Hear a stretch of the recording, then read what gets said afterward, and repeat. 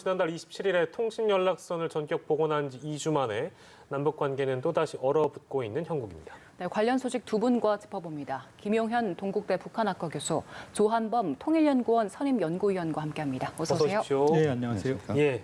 최근에 남북 관계 주요 흐름을 저희가 좀 준비해봤는데요. 27일에 그러니까 통신연락선이 복원되고 나서 그 5일 만이죠. 지난 1일에 김여정 부부장이 비판 담화문을 내놨습니다. 하지만 계획대로 8월 10일에 한미연합훈련 사전 연습 개시했고 또다시 김여정 이름으로 이 훈련을 비난하는 담화를 냈고요.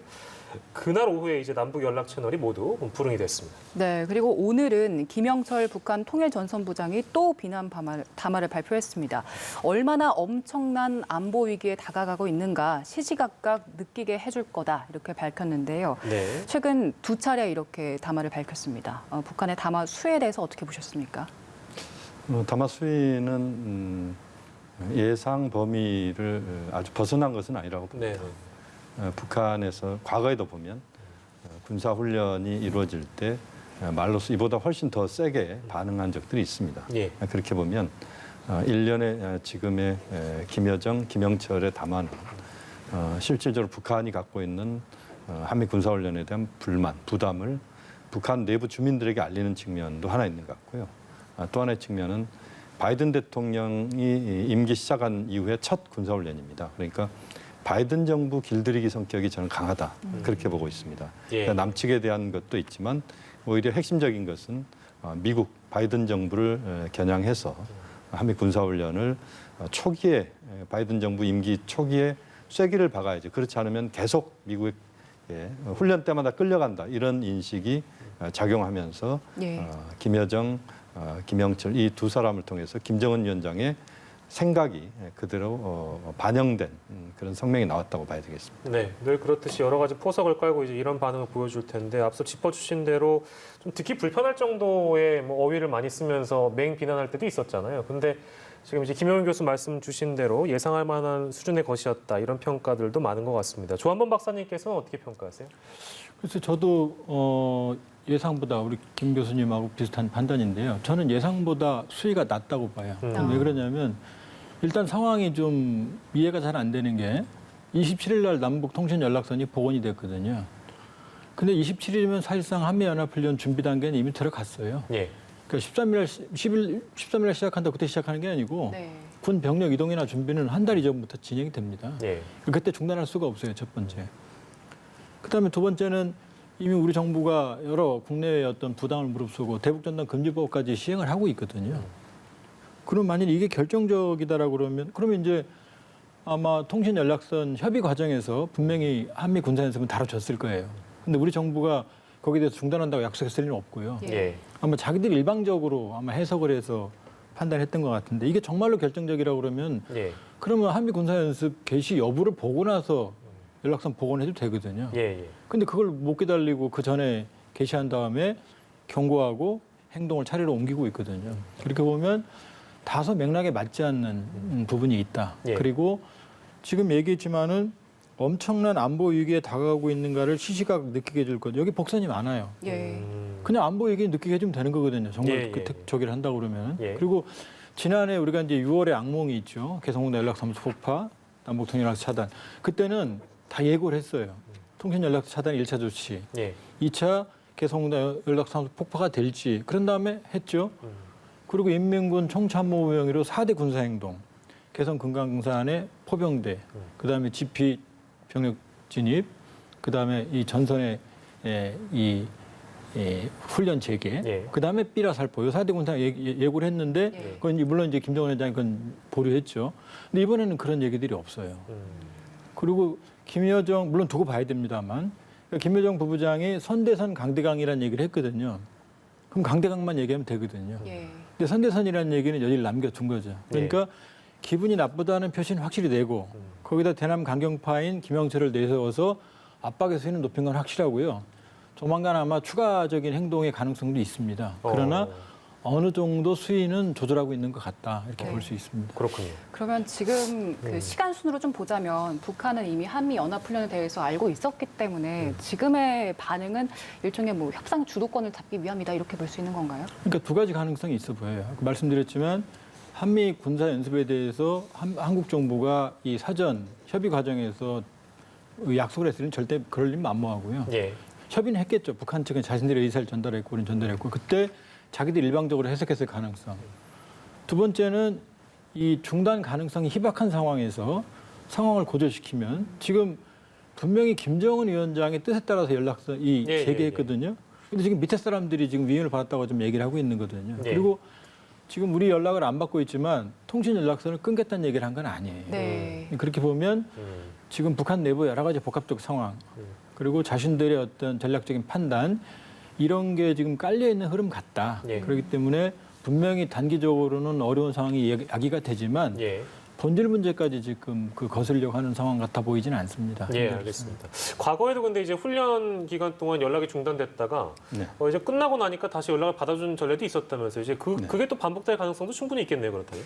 그러니까 이제 가능성들은 이제 두세 가지의 영역인데 지금 말씀하신 것처럼 26일 날, 8월 26일 날 한미 군사훈련이 종료가 됩니다. 예.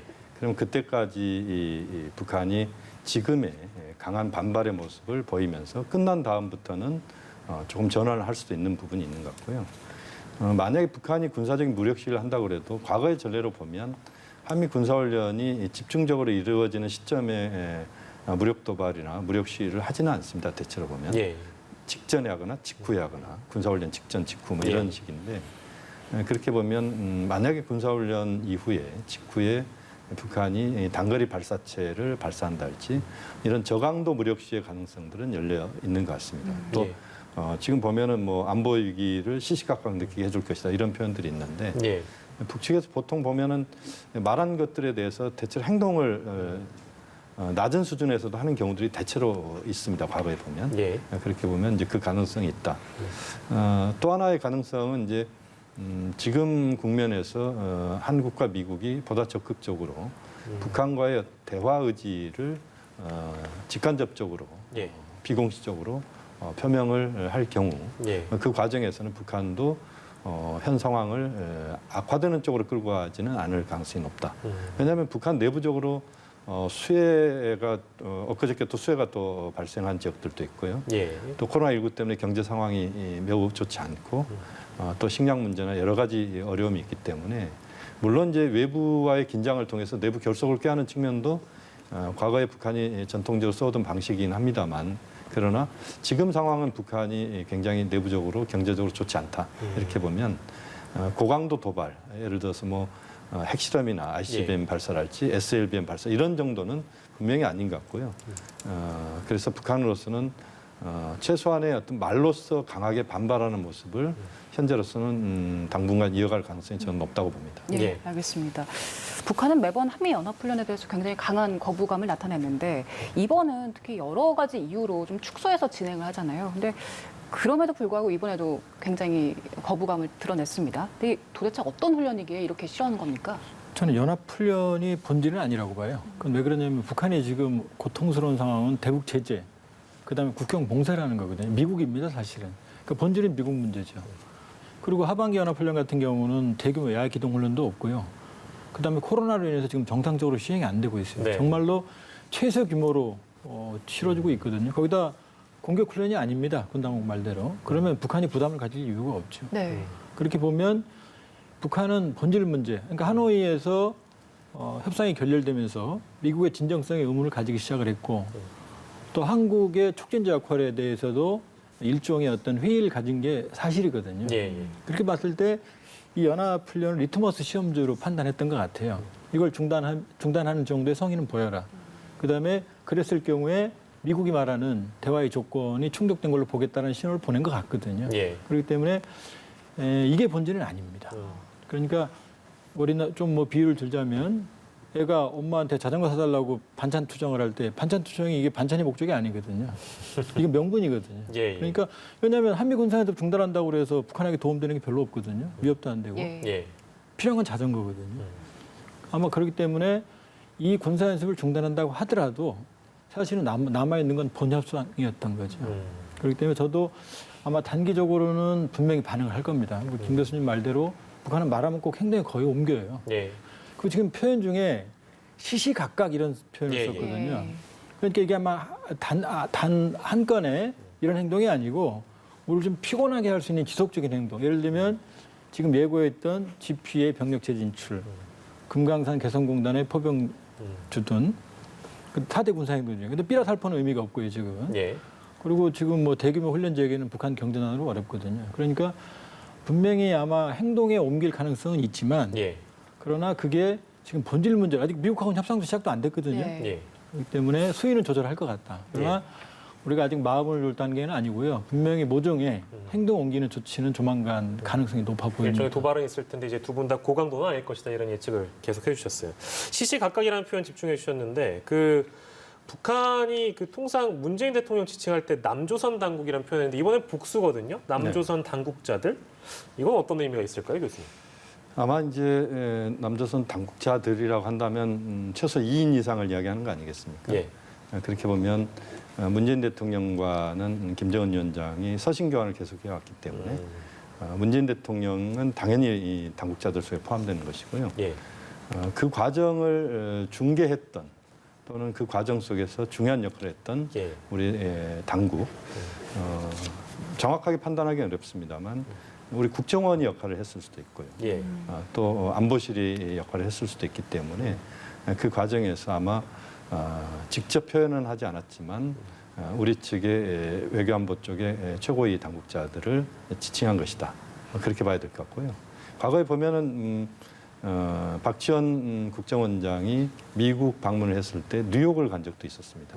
뉴욕에 북한의 유엔 대표부가 있거든요. 예. 아마 그때의 그런 비공식적인 만남이 있었을지는 잘 모르겠습니다. 어쨌든 그 가능성도 있어 보입니다. 그렇게 보면 어쨌든 북한으로서는 이런 복수를 거명함으로써 우리 측을 압박하는 오히려 공을 남측에 넘기고 궁극적으로는 미국의 공을 넘기면서 직접 미국과 한국이 판단해라. 또 미국과 한국이 행동을 해야만 북한이 거기에 대한 신뢰를 하겠다. 이런 쪽으로 오히려 미국과 한국을 몰아붙이는 이런 모습을 보였다. 결국 궁극적으로는 남측을 이야기하는 것 같지만 그러면서도 바이든 정부를 직접적으로 겨냥을 못하고 간접적으로 겨냥하는 그런 그 모습을 보이고 있다고 봐야 되겠습니다. 예, 알겠습니다. 오늘 내용은 여기까지만 듣도록 하겠습니다. 오늘 두 분 모시고 이야기 들어봤는데요. 김용현 동국대 북한학과 교수, 조한범 통일연구원 선임연구위원과 함께 이야기 나눠봤습니다. 고생하셨습니다.